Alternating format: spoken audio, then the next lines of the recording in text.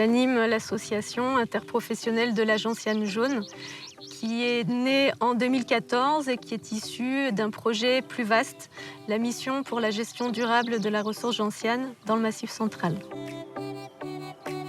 La gentiane, elle est essentiellement récoltée pour ses vertus apéritives et digestives, mais c'est aussi une plante qui a plein d'autres vertus. C'est une réelle plante médicinale et donc qui va intéresser de plus en plus l'industrie des compléments alimentaires, l'industrie de la cosmétique.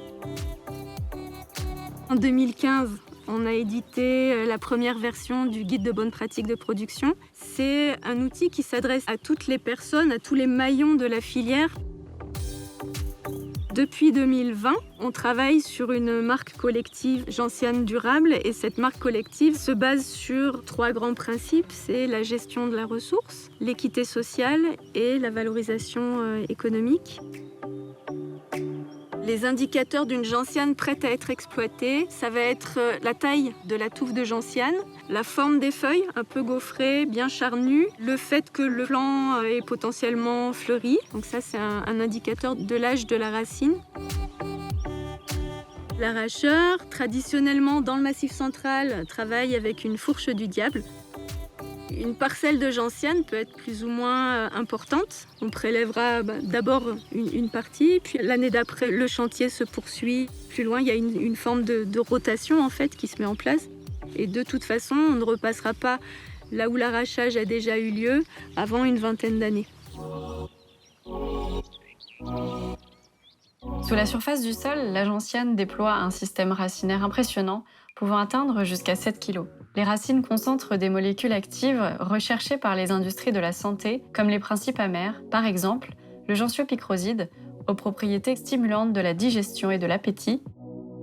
Pour le développement d'un extrait purifié de racines de gentiane, les chercheurs de GreenTech procèdent à une sélection rigoureuse des racines. Cette exigence a permis à la recherche et développement GreenTech d'obtenir un extrait purifié avec au minimum 65% de gentiopicroside par rapport à la matière sèche.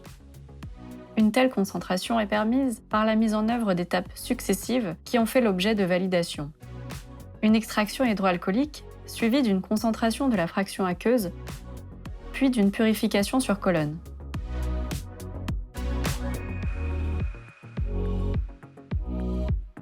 Une série d'évaluations sur cellules cutanées et sur explant de peau ont permis de révéler les activités biologiques de l'actif. Une étude clinique a confirmé les observations faites au laboratoire.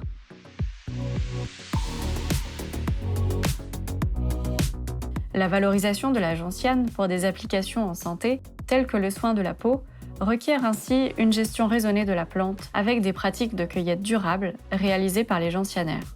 C'est un véritable partenariat valorisant un savoir-faire traditionnel et valorisant également l'expertise en phytochimie des équipes travaillant en laboratoire.